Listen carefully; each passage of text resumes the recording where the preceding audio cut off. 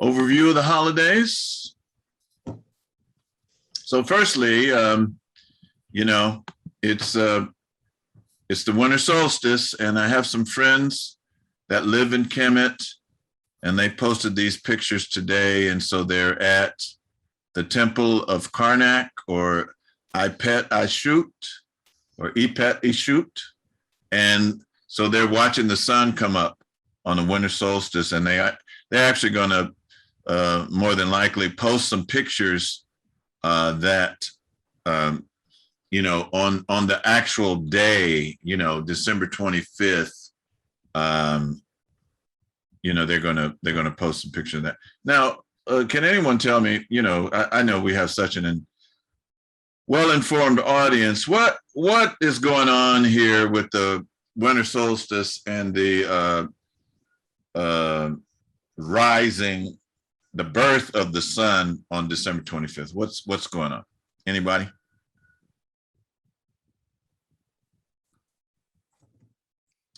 Okay. Okay, go ahead. Looked like Amadi had taken his self off. Well, she could go first. No.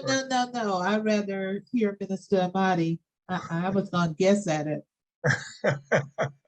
All I was gonna say is that on the winter solstice, that's the shortest day of the year, and then after the winter solstice, the days start getting longer, and so it's sort of like the birth of the sun, because prior to that, the days are getting shorter, and so that's part of it.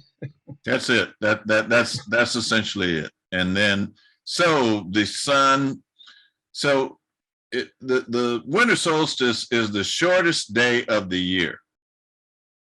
You know, it actually says the sun figuratively dies on December 21st. And then right. Go ahead. So what's today? So the winter solstice was yesterday, then, right? Yes. Okay, And so, all right. And so the 22nd, 23rd, 24th, it remains dormant. You know, like being in the tomb for 3 days. The Son of God is in the tomb for 3 days. And then December 25th is the first day to noticeably lengthen. And so they say that the sun is born.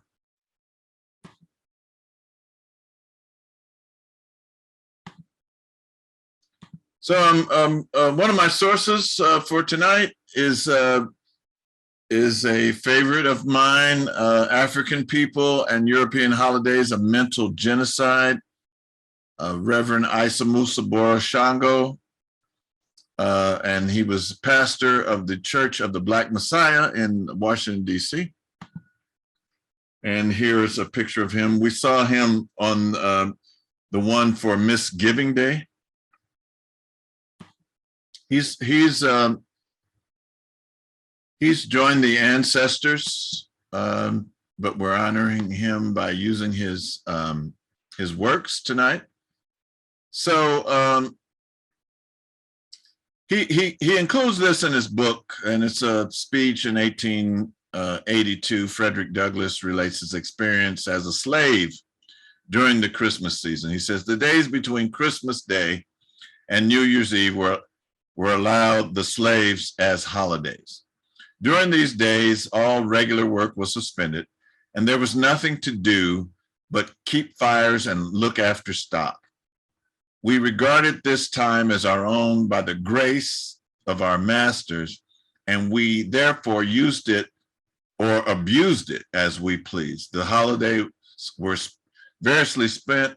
The sober, industrious ones employed themselves in manufacturing corn brooms, mats, horse collars, baskets, and some of these were very well made.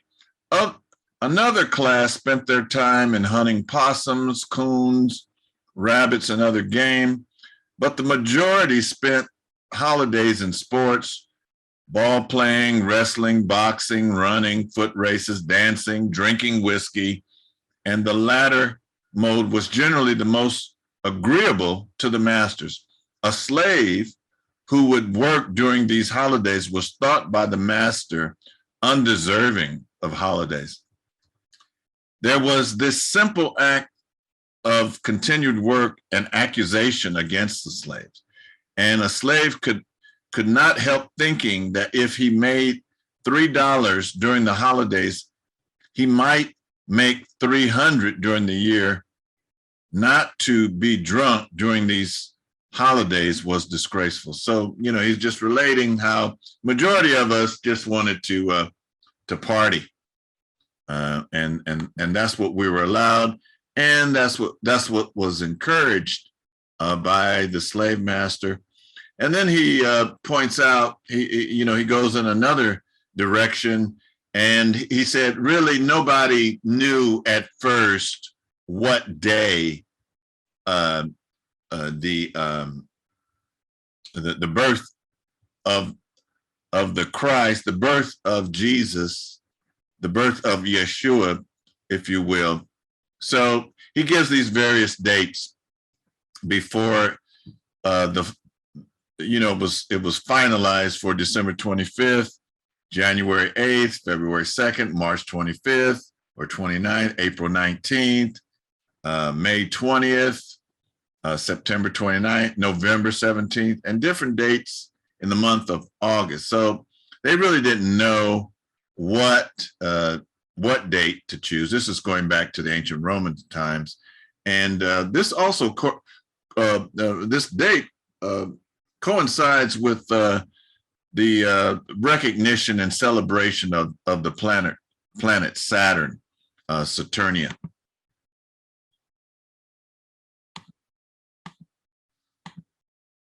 During the Nicene Conference, some of you may be aware, the Nicene Conference actually did not take place in Italy, but actually in Turkey. And these bishops got together and they assembled, and they said, okay, we're going to make it this date. We're going to make it December 25th. So 300 years after the supposed date. Now, this is an older picture, and some of these are elders. We'll say elders in Sacramento, and these three are gone.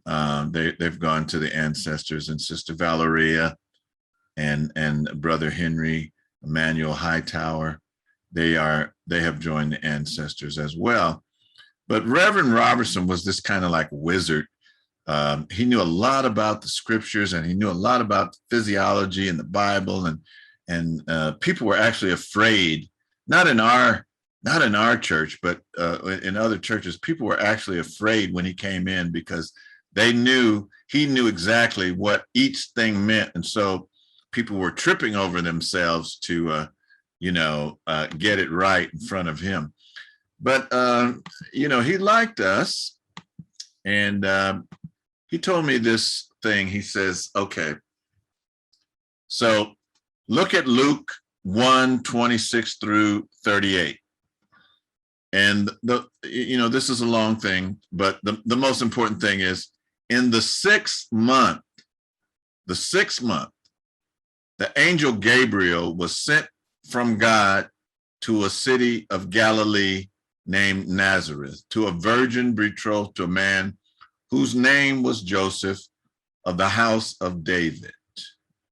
And the virgin's name was Mary. And, essentially the angel comes in the sixth month and says, hey, you're going to have a baby. And so then he makes us inquire. Reverend Robertson did. He tells us, really we should look at the Hebrew calendar, because in the sixth month, they're not talking about the Gregorian calendar or the Julian calendar.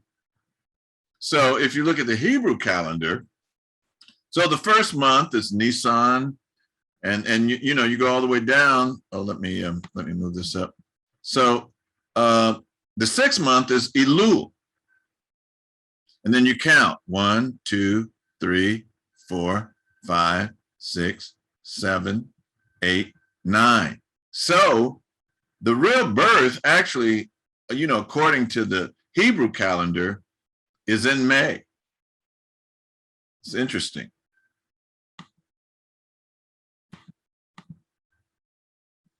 And if you look in the book, Ancient Egypt, Light of the World by Gerald Massey, we see this thing, it looks like a Christmas tree, but it's actually the flaming sword, that's guarding the, the Garden of Eden. But when I look at it, it looks like a Christmas tree. And then I was reading down here below, it says, as first pointed out in the Book of Beginnings in 1881, the word cherub or carib is Egyptian. It signifies a primary figure, a model form. And, if you read down, it says, still more to the purpose, the Kamite refers to lion-headed gods joined together back to back. So I just want to share this with you. So this is how our ancestors wrote yesterday and tomorrow.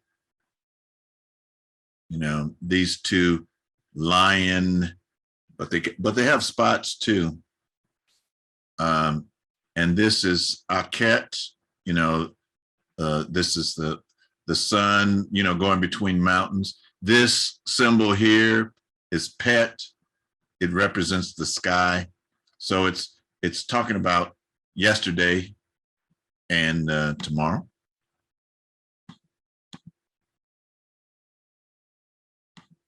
Here's my introduction to Santa.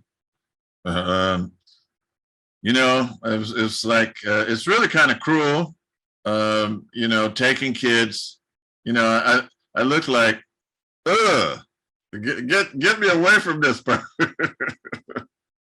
So that's how I met Santa. And my mom had me in a red blazer there. And yeah. And my dad, he always made this part. It was always so hard, and they had those little small combs. That looks painful right now. All right, so now this is the Netter Bess, and it's a dwarf. It's actually a Twa person. And when I say Twa, I'm using the correct name because the pejorative term is pygmy. They usually refer to the Twa people as pygmies, but this Twa he represents Bess, and it says some Christians believe that Santa Claus concept came from the pagan Egyptian god Bess, a rotund gnome-like personage who was the patron saint of little children. He was said to live at the North Pole, working year-round to produce toys for children who had been good and obedient to their parents. Now, isn't that interesting? So, and then you keep following it. It becomes Scandinavian, and then it's Yuletide traditions, and then some are of the opinion that Santa Claus goes back to Nimrod in Babylon, and so we're just talking about origins here of these myths that we seem to can't get rid of.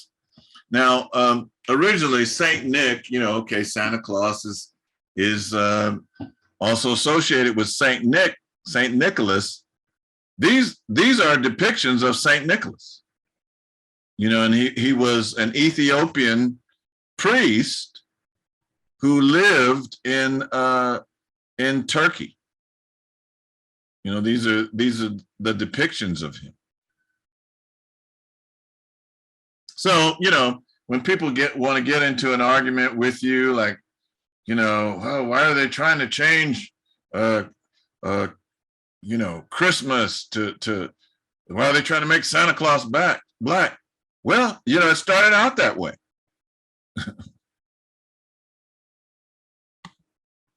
Moving on. All right. So now I want to talk about this. This is raising the chrism. Anybody heard of this? I'm curious. Anybody? Raising the chrism. We heard it from you. We've heard it from you. You've heard of it. Okay, but I mean, just anybody in their own independent studies, or anyway. As I was talking, when Tony was the first one to come on tonight, and we were talking. So this is another part to this whole story. Okay. The pineal gland represents Joseph. It secretes the milk. The pituitary gland represents Mary. It secretes the honey. And the both come from the claustrum. And sometimes the claustrum is referred to as the Santa claustrum, because it has this fluid that comes down. So the psychophysical germ, the fruit of the tree of life, is born in the solar plexus, the manger. Excuse me, I skipped one. So the two sacred oils travel down into the solar plexus via the pneumogastric nerve, and they form a seed, and they deal with the Ida and the Pingala.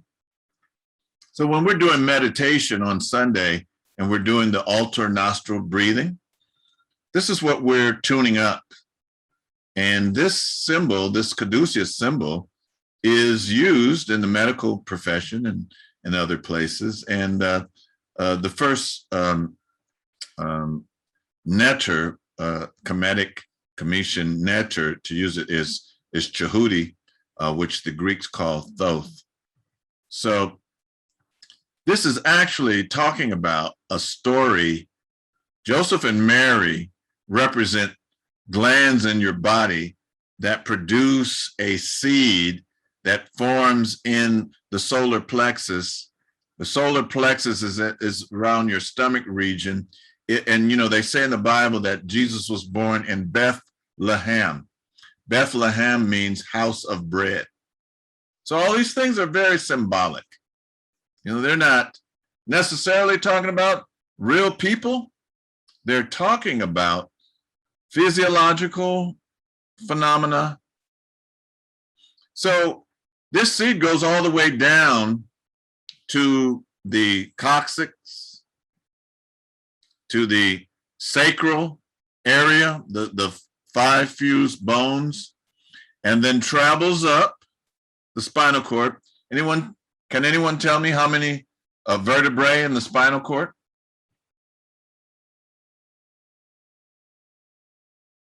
Come on now, don't get quiet on me. How many vertebrae in the spinal cord?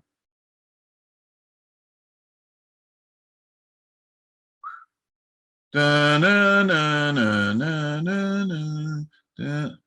Our second place contestants will receive. So there are 33 vertebrae in the spinal cord. How many years did Jesus live? 33. All right. Let me move on. Oh, look, here's the answer here. I should have waited, huh? It was the next picture. All right, so pineal gland, pneumogastral nerve, 33. Hey, there's 33 degrees in Masonic order. My goodness, all of these things just keep coming up. All right. So let me read this, and I got this from this guy. His name is Santos Bonacci, and he's talking about the claustrum. He said, in the brain, in the cranium, there is the cerebrum. In the cerebrum, the claustrum is sitting right in the middle of the head. From the claustrum, there is a secretion, brain fluid, This oil is called Christos, the Christ in Greek. This fluid, a beautiful fluid, is from the cerebrum and pours down the spinal cord and reaches the sacral plexus. Right next door to the sacrum, which are five second most fused vertebrae bones at the bottom of the spinal column. The bottom of the most portion of the spinal column is called the coccyx, above which is called the sacrum. So the sacral plexus is connected to the sacrum, and the fluid comes from the cerebrum, pours down the spinal cord, and comes to the bottommost part of the spinal cord. Now, the claustrum, otherwise called the holy claustrum, simply because this beautiful oil, this Christos, that is produced and secreted. The word secret comes from secretion, because the secretion is a secret. And the sacrum is the sacred part of the secret. As the secretion pours down the spinal cord and reaches the sacrum, this marvelous way our body has been designed, and the spinal cord is an extension of the brain, and it also does thinking.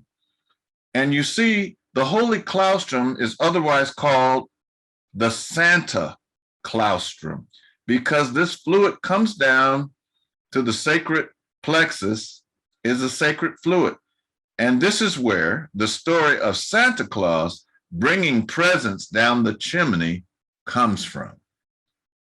Oh, yes, indeed. So, and this is from a book. It's called The Word Made Flesh by Carey.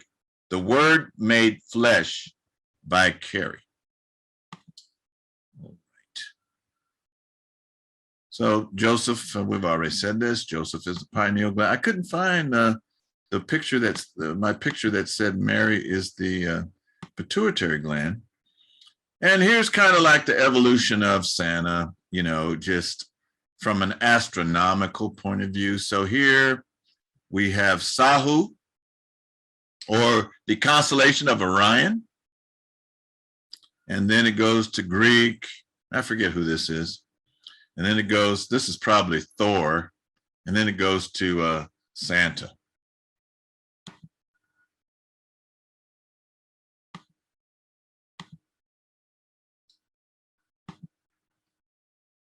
Yeah, so originally this was, Sahu is also another name for Osiris, or the constellation Orion. And then now Santa's in his sleigh.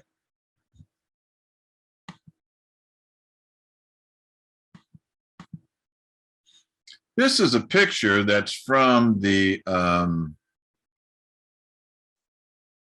this is giving the birth of the sun.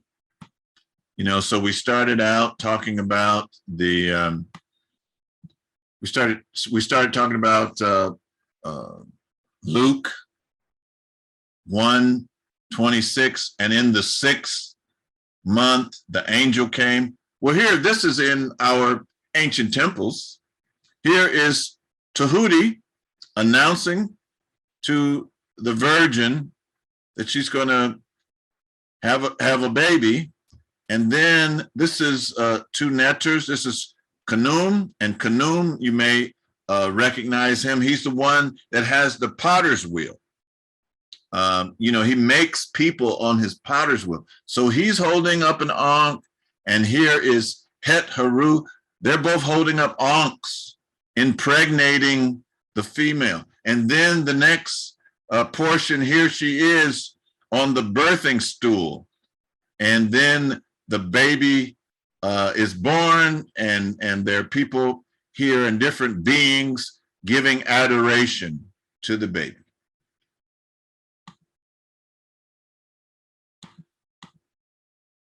So I keep in contact with a friend in Kemet, and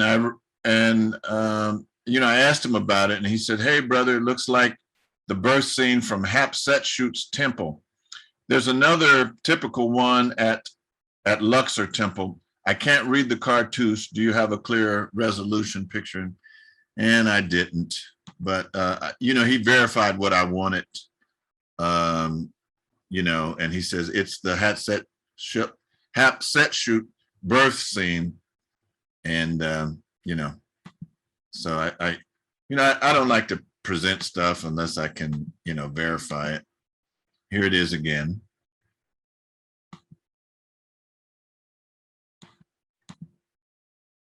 And this is another depiction of this, of what's going on here. So this is really what it is. It's talking about, see, the sun is on an ecliptical orbit. So at different times in the sky, the sun goes all the way down, it goes south. And when it gets to its furthest southern point, it's December 21st. And it says that the sun dies. And then it lies kind of like in stasis for 3 days, 22nd, 23rd, 24th. And then on the 25th, that's the first day to noticeably lengthen.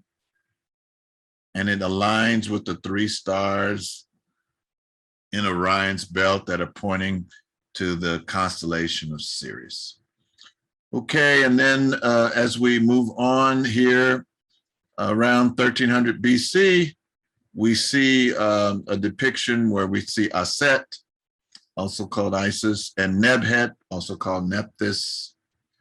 And here, this Jed represents Wasir, or Osiris, and the life coming out represents the birth of the sun. And then many years later, we see this depiction of Mary and Mary Magdalene with Jesus at the cross.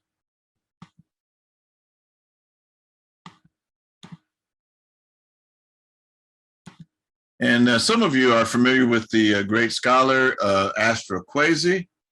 And this comes from, I forgot where I got this. I'm not sure if this is his book, but this is something that's out on the internet, and he's showing.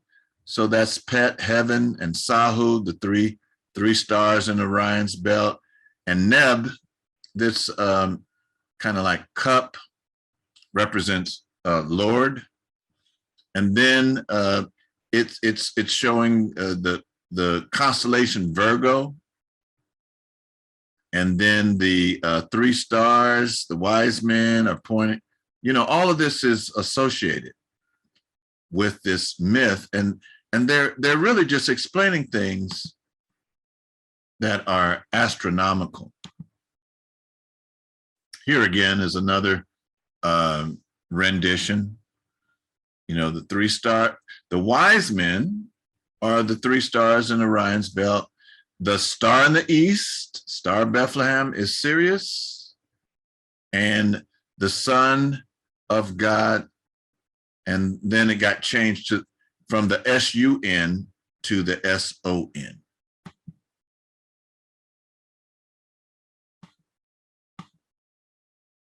Here we are again. I can't get enough of these depictions. So, okay, the 3 star, the 3 wise men, this is really what they're referring to. And these 3 stars in Orion's belt are pointing to Sirius. Here's Sirius, and it signifies the birth of the sun.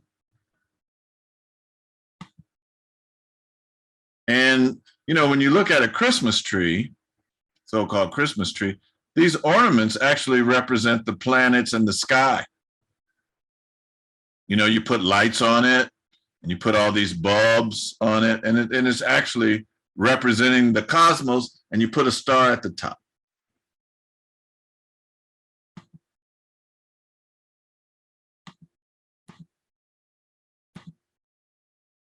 And, this is actually, I was walking along one day, and I saw this, and I said, wow, that looks like this picture.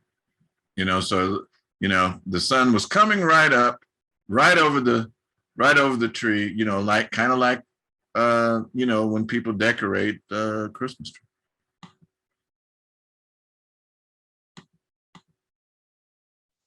Okay, so this is Isamusa Boris Shango. He says, finally, Christmas historically has no real religious significance except to the European world. As such, it has no real meaning to us, a people, for it does not culturally project us in a positive light. Therefore, its failure to meet this need means it can only be working against our best interest. And he goes on. And then he refers it to the merry mess, too brief to pay such a physical, mental, spiritual, and economic price for. Because we really kind of go nuts. We spend money we don't have, and we get all strained up.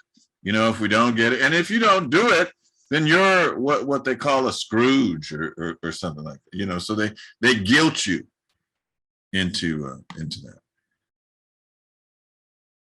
All right, so I'm going to pause here. And are there any questions? Hey, Rudy. All right, you're able to join us. Take yourself off mute. You gotta unmute yourself. I forgot. Hey, how are you? All right. Love all and right. Blessings to everyone. Yeah. All right. So I'm going to. Rudy has a new album out, and it's a Kwanzaa album, and I'm going to pause right now. Rudy, do you want to say something about your album? Okay. Yeah, I'm going to get it and show it to everybody that might be watching.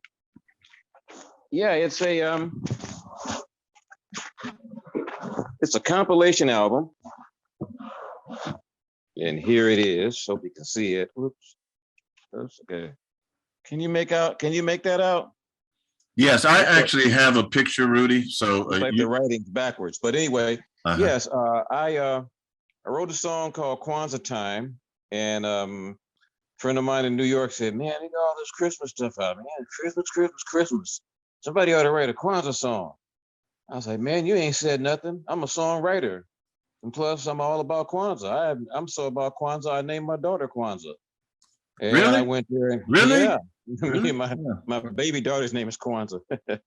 Yeah, I'm staying with her right now in Pittsburgh as I visit the Bay Area.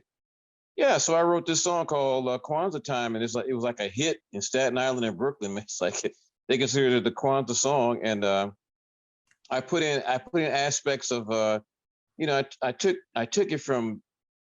took a model from Donny Hathaway's This Christmas and Stevie Wonder's All These Things and More thing, right? Because Donny Hathaway is like, this Christmas, we're gonna, put up the mistletoe and I'm gonna love you, so this could whatever, he said. And then so he's talking about the warm feelings he's gonna get during Christmas. And then Stevie was talking about all these things and more, all the things that we do, the Christmas tree and the toilet. So I said, I'm going to write a song about how Kwanzaa makes me feel and all the things we do on Kwanzaa. And I even mentioned Rose Church. I mentioned all our people in Oakland, the Malonga Center. Anyway, I wrote that song, and then it was kind of a hit. And I said, but I wrote it being inspired by Rose and all the stuff we did. It's like, wow, Rose and the people, my folks in the Bay Area need to hear it. And then I have a friend, poetess Kalamo Shashay, and I was talking to her one day and said, I need some, do you have a Kwanzaa song? You ever wrote a Kwanzaa song? Wow. No, I think I sent her the Kwanzaa song, and she sent me back her. He said, whoa, that's nice. Check this out. She had a Kwanzaa song. So I said, what if we put out an album of Kwanzaa music? Because I knew Brother Makalisi and the group with Sydney and the other Sister Akanke, then I forget what the name of the group was, but they had a Kwanzaa album. Brother Terry Elliott had a Kwanzaa song. Brother Vulan Layla Wabogo and his wife have a Kwanzaa song. So I said, I'm gonna get all these artists and we're gonna do a Kwanzaa compilation song CD. So that's what this is. It's out now. It's a Kwanzaa compilation. Okay, and now to get it, so you can you can get it by reaching you at Wangozi. I put it in the chat. Let me make sure that I'm spelling it right, Rudy. So it's Okay. M. So your last name is spelled MWONGOZIR@gmail.com. Is that correct? Yeah, my last name Wangozi. I added the R at the end of it, to make it, so they would Sure. accept it. So it's Wangozi, MWONGOZIR@gmail.com. And you can order it through you can pay it through, $15 from PayPal or Venmo. Most folks have PayPal. I'll mail it to you if you mail me your address. Email me your address, mailing address. I'll mail it to you. And then I'm working on getting it through CD Baby. And you probably get it quicker if you order it directly from me, but pretty soon it's going to be on CD Baby. And you can get it like that too. So I'll make an announcement. Hopefully, that's coming up right away too. To get people that if they want to order it online, but I can mail you one of the copies. I have some copies here, and I can mail it to you. Okay. So I put that PayPal account at mongozir@gmail.com in the chat to everyone. Can you? Sorry about the dog barking. I'm gonna mute myself. Yeah. Okay. All right. You can't compete with a dog. It just won't. Yeah, it just won't allow you to do that. So are there any other questions? So, I said a lot about that. Any questions that you all would have? Yeah, Malik, go ahead. Excuse me, Uncle Jobson, everyone. Once again, Minister, thank you for bringing forth so much vast information, so thorough with your presentations. But the question always remains, at least it always remains with me, and that is why? Why with so much information available, readily available, in fact, and the various resources that are available, why do we continue to embrace, celebrate, and pass down these myths and falsehoods, throughout generations to our children and our children's children's children? Because children are only embracing and adopting what we are, passing down to them. And so that's always the question when we have these type of discussions is why we continue to, and we're just talking about right now, this holiday, Christmas, but we can even go further into other topics as well, religion being one.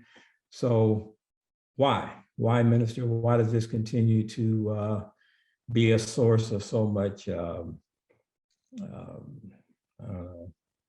pain and misinformation? It looks like Minister Ahmadi would like to answer that question. Go ahead. Well, I was going to just probably add on to what you had to say, but I'll just kind of put it like this. Okay, so one thing when you were explaining about the solstice, you explained that the sun was dormant for 3 days, and then on the 25th that it did rise in representing the birth of the sun, or a very positive idea of and in fact, my understanding is it was an indigenous idea or an indigenous holiday. It's just that the Catholic Church co-opted that particular celebration to, in order so that those people that they're trying to convert would be able to, identify or resonate with something that they were already doing. They were already having festivals and things to support, to celebrate this idea of the sun, S-U-N, being born. And so they just basically, it was like what you call like a bait and switch kind of thing. So in some ways, it is a natural means of expression for us that emerged probably indigenous. And I mean, I'm just kind of throwing the thoughts out there. I want you to, add more light to it, Minister Imhotep, but I'm just kind of giving some thoughts since we're having sort of like a discussion. And so in some ways, it was a natural indigenous, it could be a natural indigenous expression that just, and so a lot of times what we do is we allow these Europeans to take our stuff, which is good, and then they take possession of it. And then we throw it out because they took possession of it. So, I just want to throw those ideas out just as, things to think about. Yeah. So my thing, okay, Judy, go ahead. Go ahead, Judy. Okay, well, what I was thinking is that we're so used to celebrating, giving power to everything that's outside of ourselves.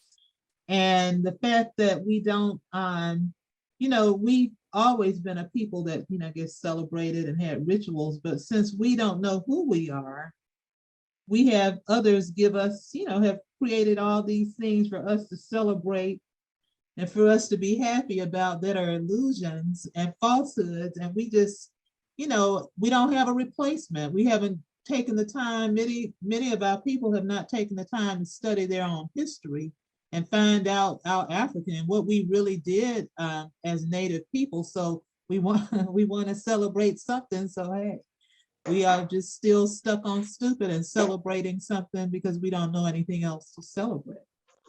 Very good. Go ahead, Bob and Daly. Wait?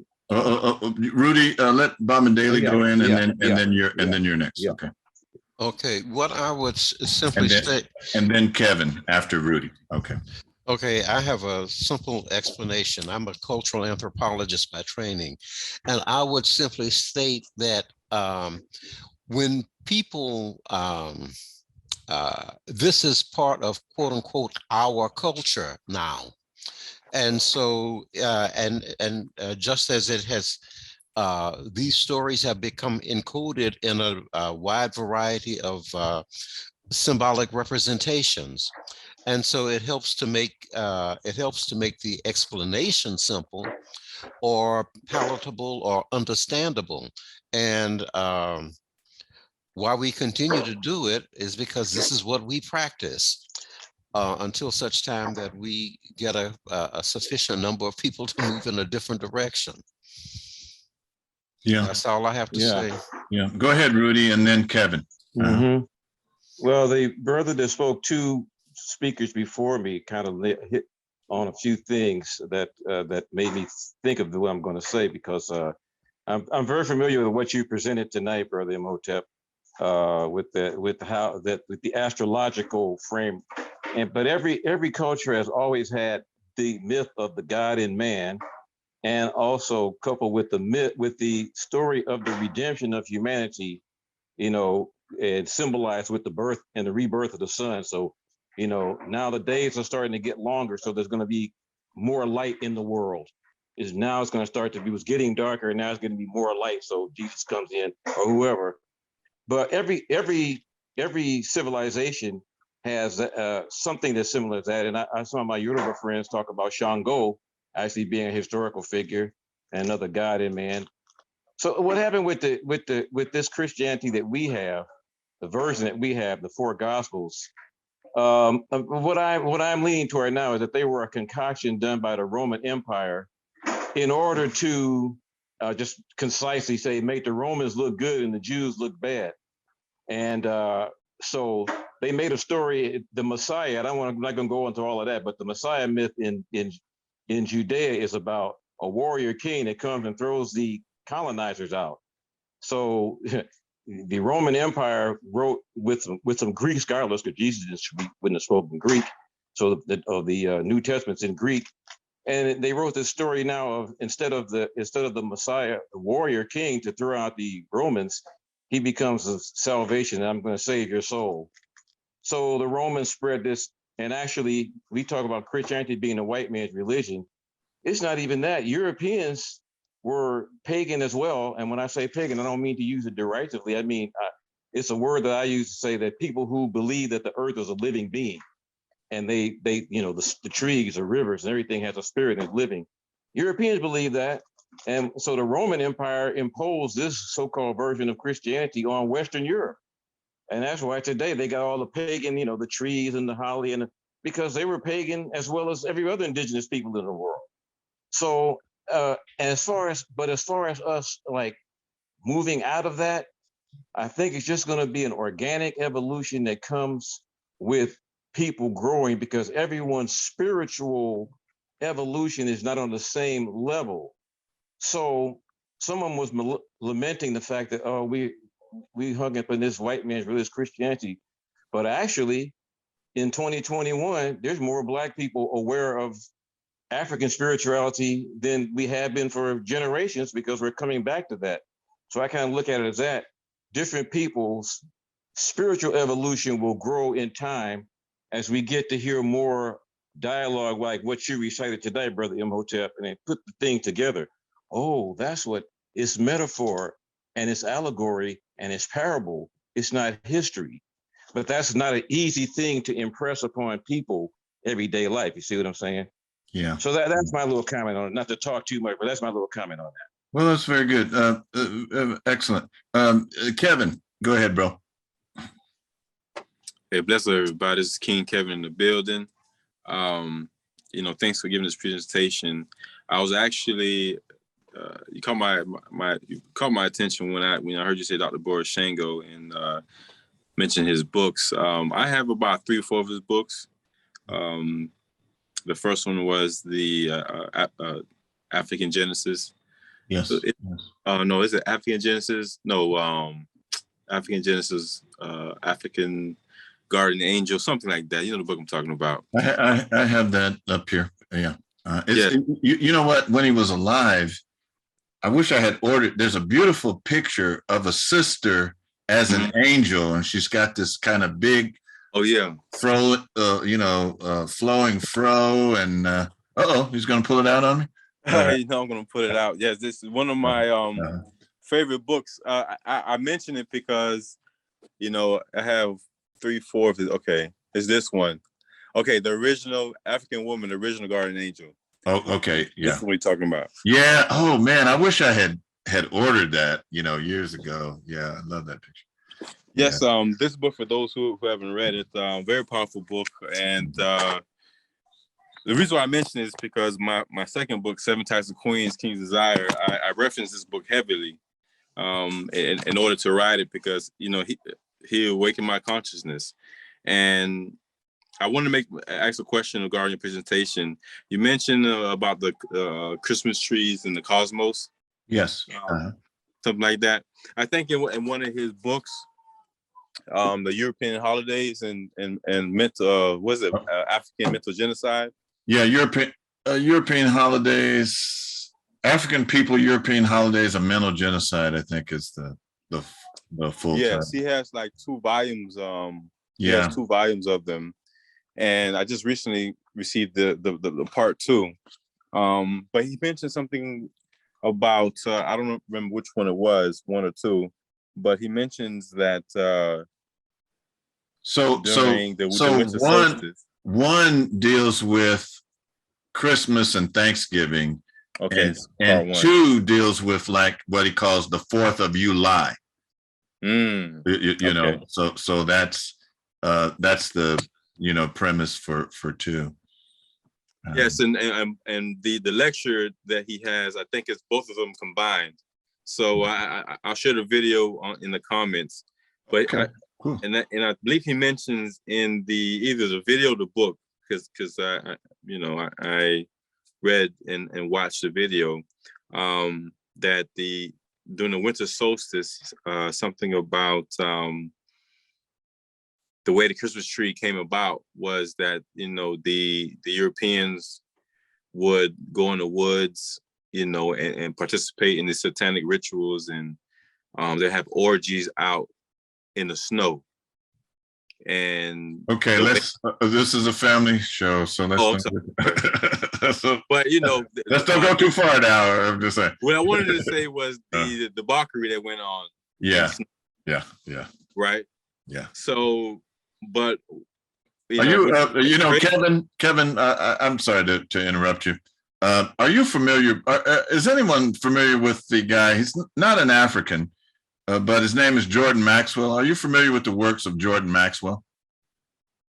No, but the name sounds familiar though.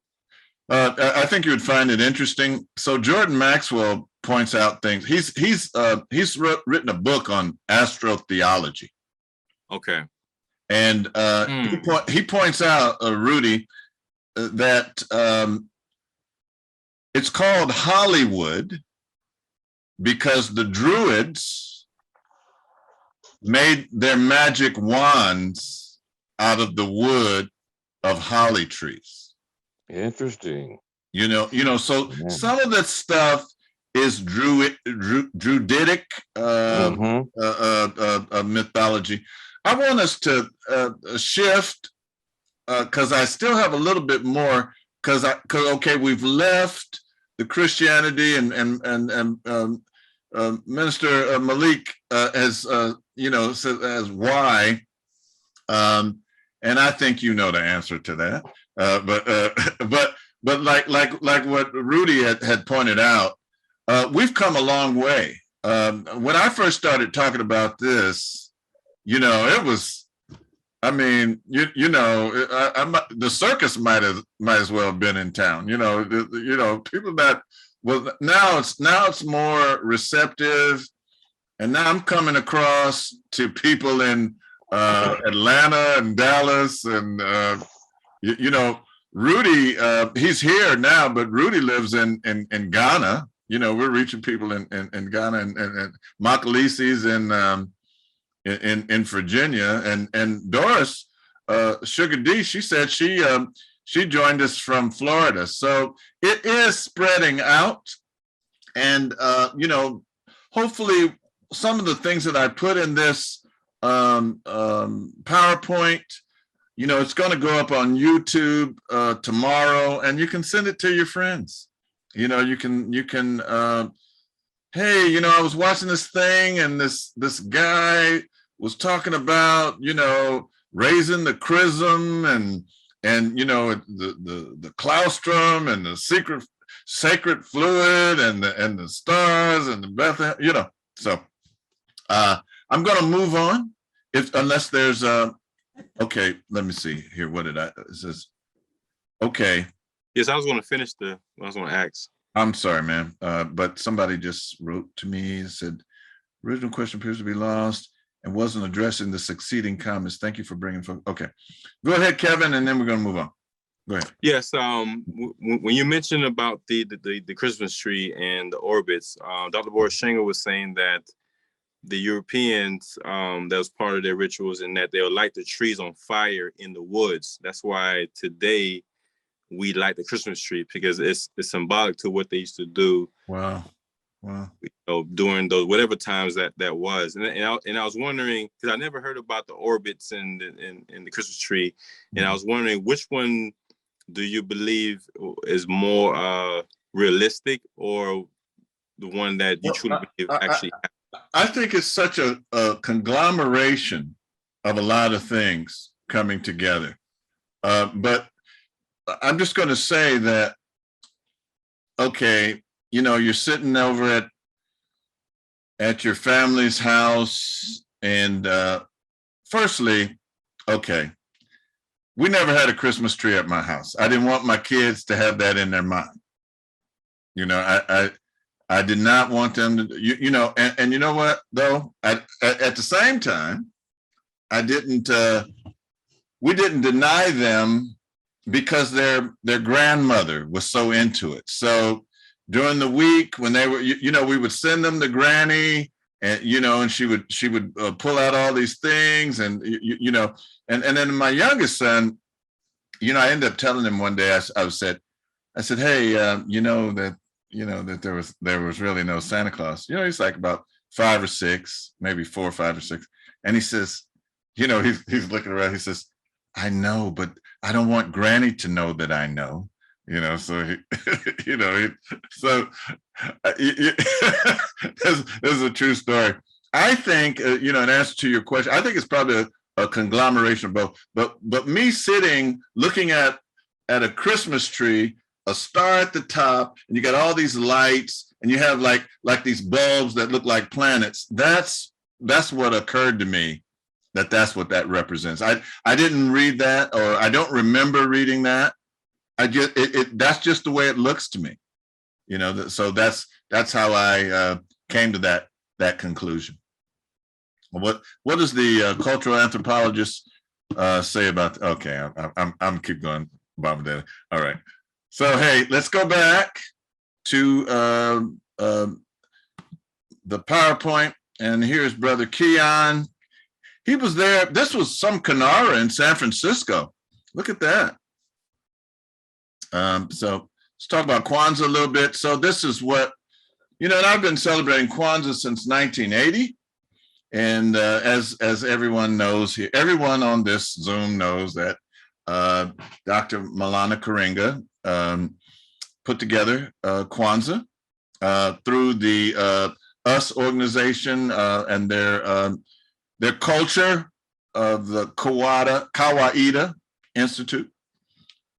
So I don't want to rush through it, but I'm not going to spend a lot of time. So this is my first, I think this is the first Kwanzaa book. It was 1965.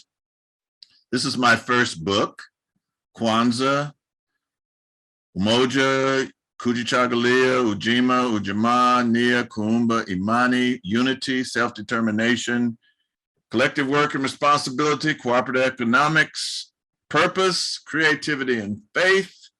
Dr. Karenga says this, we need these principles, and they are like the moral minimum that we need as a people to restore our people to our traditional greatness. So I got to be careful. I got Minister Makalisi on, and he's like really the Kwanzaa expert. So I defer to him in all things Kwanzaa. So I just highlighted a few things. Kwanzaa develops and channels this change into positive, creative, proactive direction so that Kwanzaa is saved from the crass commercialism, spookism, Christianization, and trivialization, which would eventually deform and destroy it. So he's really trying to keep a lot of the things that are in the celebration of Christmas, you know, out of Kwanzaa. What else do we have here? Not going to go into all that, but you can. There's so much information now, and here, you know, Ujima. You know, he breaks down each principle and why we have it. You know, so there's the word, and then there's you know, the English definition, and then he has like a definition. So, for instance, okay, Nia, purpose. You know, to make our collective vocation, the building and defending. So we at WOSE, we've shortened this to a certain extent. So we say Nia, purpose, to make our collective vocation, the building and developing of our people and the restoration of our people to our traditional greatness. You know, but he has a whole thing that he breaks down with each principle. This is what we need to focus on more. But I think somebody kind of said this. I don't want to throw the baby out with the bathwater, because we still need to recognize what happens on the winter solstice and the birth of the SUN, because the SUN is our risen Savior. And if it don't rise, you are going to be in trouble, you know. So I mean, you know, it's a practical thing, but we don't need to have all these other things that they put in it. But there's a scientific thing, and then also with the raising of the Chrism, there's a whole science to that. And when you raise that oil, return that oil to the brain, where was Jesus crucified? What was the place that he was crucified? Anyone? You mean Calvary? You talking about Yes. Calvary? Yes. Golgotha, something like that. Okay. Calvary and Golgotha. What do those words mean? What do those words mean? Okay. What do those words mean? Calvary or Golgotha? Golgotha means the place of the skull. Place of the skull. Mhm. That's where the Christ, the oil, is crucified. And then when that oil is returned to the claustrum, the enlightenment happens. So we need to focus on that. Okay, the 7 principles of the Nguzo Saba here. And, years later, people added these Ndinkra symbols for, the principles of Kwanzaa. They didn't used to be there. They didn't used to have these Ndinkra symbols. Like this is Ankoma, Anto Aso, hearts joined together. Here's the looks like the stool. Here's a Kemetic symbol of God. I'm losing this. This is the windpipe. This is a Kemetic symbol. This is Kemetic symbol. So as things evolve, these got added to the principles of Kwanzaa to help us to understand them a little bit better. Okay, so Moja, I'm just going to go through these quickly. I remember when those early days at Wose, the kids used to have this. I said, Moja, Moja, unity, Kuji Chagalia, Kuji Chagalia. That's what the little kids used to sing at Wose. And then Makalisi wrote a song. Nguzo Saba Umoja, unity for my people, Umoja. This is the early days at Wose in Sacramento, and all these kids are grown up. As a matter of fact, this kid, this is Tobari, this is Brother Ed Lucas's son, and him and Kaba, my youngest son, they're buds now. And I looked up and Tabari was in my kitchen. And I said, "How old are you now?" He says 39. So that shows you how long this is. So all these kids are grown up. These are Valeria's daughters. That's Shambalia, and that's Shakilia, and that's Shingarai. They're all grown now. And well, I won't go through all the names, but so they were practicing for Kwanzaa celebration back in the day. And this is actually my Kanara and Kwanzaa table from a few years ago. And that's it again, and at a different time.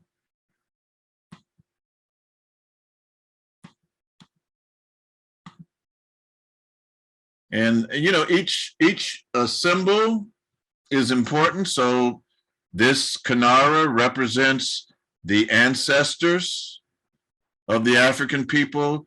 These are the Misumi Saba, the 7 principles. So when we light our candles, we light the black candle first. So that's Umoja night. And then the next day is Kuji Chagalia. It's red, it represents struggle, and green represents growth. And so we know that before there's growth, that we need struggle. So we Kuji Chagalia, Ujima, Ujima, so on. And the last principle, but it's the first principle of the year, is Imani, faith. To believe with all our hearts in our God, our people, and the righteousness and victory of our struggle. And then we have the fruit, the meso, the crops, which, Kwanzaa really is a first fruits celebration. We have the Kikombe Cha Umoja, the unity cup. We have the Vibunzi, or Mhindi, and this represents the children, and however many children there are in the home, that's how many ears of corn we have. And these kernels represent the future generations. There are other symbols in Keka. Dr. Karinga came to Sacramento a a few years back, and he was at McGeorge. He was speaking at McGeorge Law School, and I took this picture of him.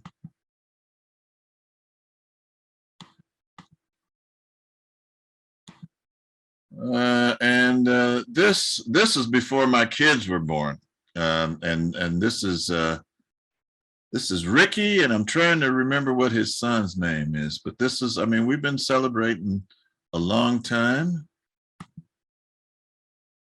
And then one year they had this photo mat at Kwanzaa, and the Al Kabalon took this picture. Kaba had just been born, so he was born in September '95, and Sister Stajabu made these crowns, and Doris made these outfits for us. So.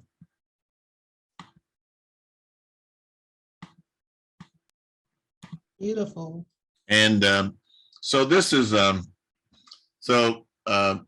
Ra was I think Ra was in pre-K then, and no, this wasn't for Ra. This was for Kaba, and his teacher was his sister. Her name was Miss Veronica, and she gave him, because it was an integrated school, but she made for him a crown of red, black, and green.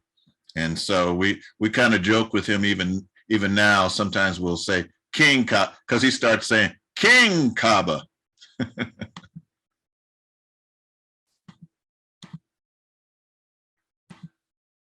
And back in the day, we used to, celebrate, and it would be in the paper. The black newspaper was the Observer newspaper, and here we all are celebrating Kwanzaa and getting our Kwanzaa on.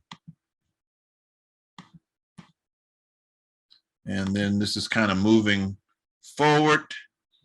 This was not so long ago, but I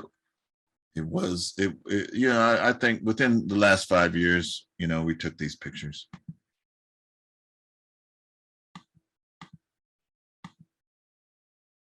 And that's, this is the standard Kwanzaa table. You can find this picture wherever. One of the things we didn't mention is the mkeka, the straw mat. And Minister Makalisi has a really good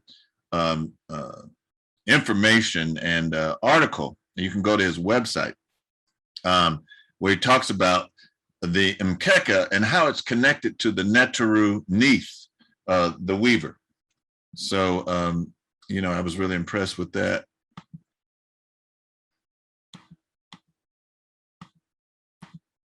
And, this is the basic format for Kwanzaa. Like, okay, when you have a public Kwanzaa, you do a drum call. And we've been using entrances of the bandera, that's the flag. And we have flags from all over the continent. Lift Every Voice and Sing is sung. We proceed in with the Kwanzaa symbols, and we have an explanation of it. And then we seat the elders. We have different cultural expressions. We have a welcoming. And I've added this, Voices from the Motherland. We invite people that are from the African continent to come and address us in their language, and then translate it. We have, other musical expressions, pour libations, and then we have reflections of Kwanzaa. We have a song. The message usually focuses on what the principle of is that day. We have another cultural expression. We light the candles, and then we share the unity cup, and then we close, and we have the karamu, which is the feast.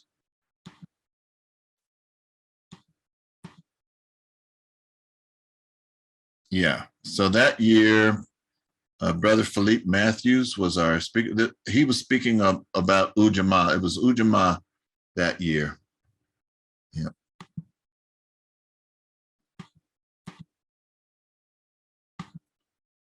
And, this is another celebration. There's a center here in Sacramento. It's called the Sam and Bonnie Pannell Center. And this was one year. And somebody took this picture. I didn't take it, but, kind of gives you an idea of how our Kwanzaas go.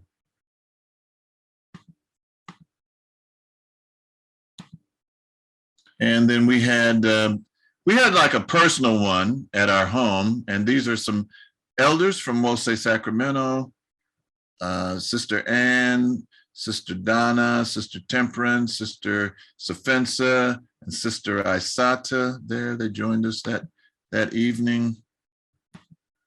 And then we took a picture. Here's his brother Bill and his wife Rita. And this is our nephew, Timothy. And this is Ndada Teresa. She makes a lot of our great flyers. And that's Brother Mikaeli and Brother Youssef and Safensa, our husband and wife.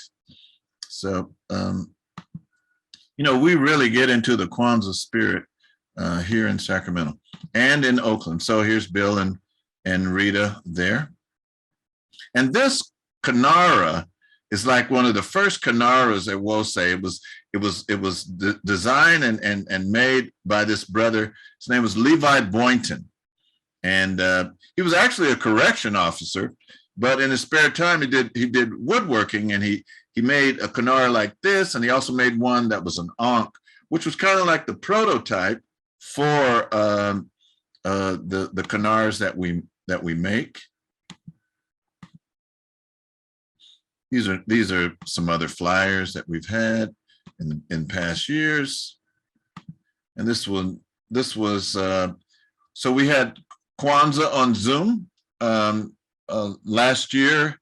We talked about Nia, and this was our flyer. I think Ndada did that. But this year we were going to have a public Kwanzaa, and it was going to be at the African Marketplace in the Obama Room. But our elders felt like, you know, it was a little too risky with the Omicron COVID outbreak. And so, you know, we don't want to start a spreader event. So we've canceled it, but next Wednesday, we will be celebrating Kwanzaa on Zoom, and that's Ujamaa night. And a minister in training, Bill Johnson, will be giving us the message on Ujamaa. And this is Brother Rudy's album, what he was showing us. Kwanzaa time, holiday songs for the culture. So Brother Rudy, how do you say her name, Rudy? Kalimu? Yeah, Kalamu Shashe. Poet is Kalamu Shashe. Kalamu Shashe, and then Brother Vulan Layla. Wow, Vulan Layla Wobogo. And Zipo. And Zipo. And Terrence Elliott. I say again? Yeah, I was just saying his wife's name, Nozipo. Nozipo. And yeah. Terrence Elliott, we go back to San Francisco State. We were on the same track team together. Okay. And of course, Minister Makalisi and Byron Kimbrough. Is that right? That's right. And so this is the RLI trio? RLJ trio. RLJ trio. So yeah, Rudy, Larry, and Jim. Yeah, that's the RLJ, Real Live Jazz. Real Live Jazz. So this is the CD that Brother Rudy was showing us earlier, and I put the information in the chat how to obtain it. And Ashe, and I'd like to close. I have a video of Rudy. Rudy actually came by one day, and he sang his Kwanzaa song, and so I'd kind of like to close out with that. So hold tight. Hopefully I can make it happen. All right. Let me bring this down. Hit it, Rudy. Habari gani, Ujima. Habari gani, Ujamaa. Habari gani, Kumba. No, habari gani, Nia. Dennis, habari gani, Kumba. Habari gani, Imani.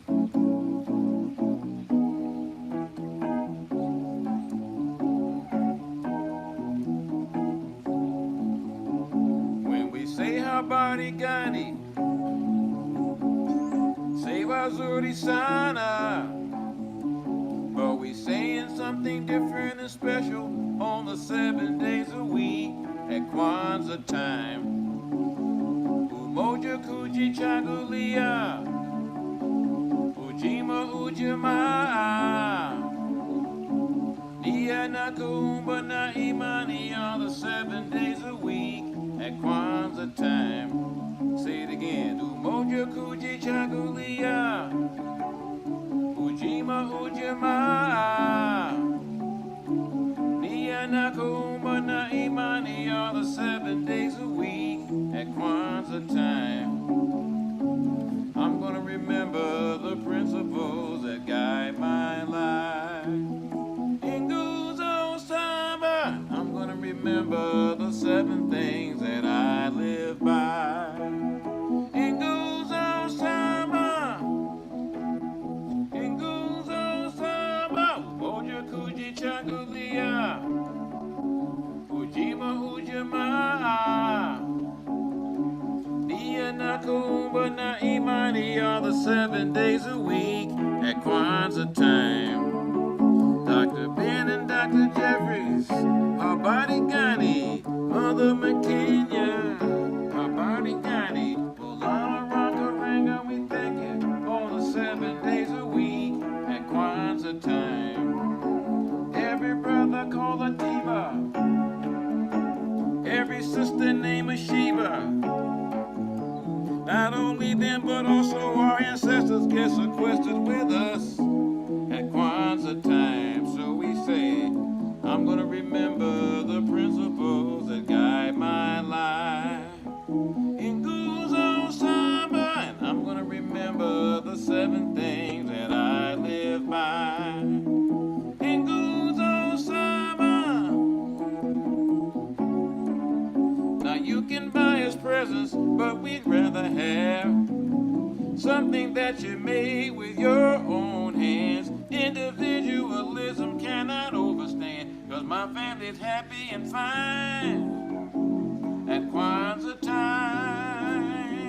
Yeah, I'm gonna remember the principles that guide my life. It goes on Samba, and I'm gonna remember the 7 things that I live by. It goes on Samba, and we gonna remember the principles that guide our life. It goes on Samba, and we gonna remember the 7 things that we live by. It goes on Samba, yeah. It goes on Samba. It goes on Samba. All right. So hopefully now, I just want to point out again, thank you, brother. Thank you, brother Kevin, for putting the video, the YouTube video of Reverend Isa Musa Borashango, Ishaka Musa Borashango. Thank you for doing that. So hopefully you will be able to purchase Brother Rudy's album. He's got a good lineup of people. Minister Makalisi, you want to say something? Help close us out before we leave. Well, I would like to just say something. I'd like to give some reference back to the Ndinkas you were sharing, and in particular the one for Nia. Not Nia. The one for Nia, which I understand, and I have a little booklet that I put together some years ago. I'm understanding that symbol is the Nefer. It's a heart and windpipe symbol from Kemet. And I'm understanding that symbol to say to us that we need to be as serious about these principles as we are about life itself. We need to be serious about this. It's not just a 7-day thing that's done every year. We have a party and we feel good and all that stuff. That if we haven't lived these principles, if we haven't done all we know to do, the best we know to do to exercise these principles in our lives, in our relationships, in our battle for the spiritual, cultural freedom that we as a people must have if we're going to be a people.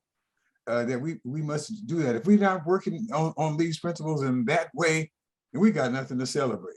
We just come in this little party and blah, blah, blah. When it's all over, we just go back to doing the stuff. So like I said, that symbol is saying to me, and I share it as widely, as broadly, as often as I can, that we got to be as serious about these principles as we are about the breath of life, as we are about keeping this heart within beating, as we are about developing a heart that is indeed the presence of the Most High, and we do all we can to exercise that unity, that emoji. That's the foundation for our umoja, and live it. You know, all the principles as fully, completely, as powerfully as we possibly can.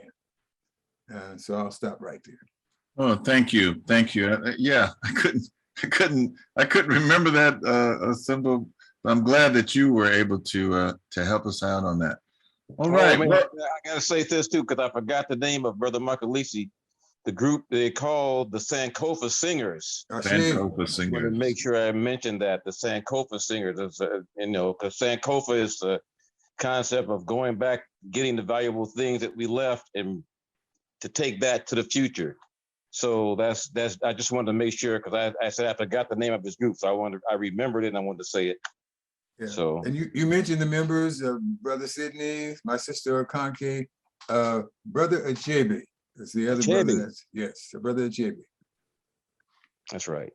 All right. Well, now that we've bored you to no end, we're going to return you to your regularly scheduled program. You can go back to Babylon, but hope that you can hopefully you can get this YouTube video tomorrow. Just look for Black Knowledge Matters on YouTube, and you know, it's some good reference material in here that we can use. Now, you know, this is what they do in you know, in martial arts class. Okay, don't use this to beat up people, but you know, just use it to, you know, for your own knowledge, to, you know, so that no one can hoodwink you. You know what's happening. All right, one love, one heart. As my late mother-in-law would say, are all hearts and minds clear?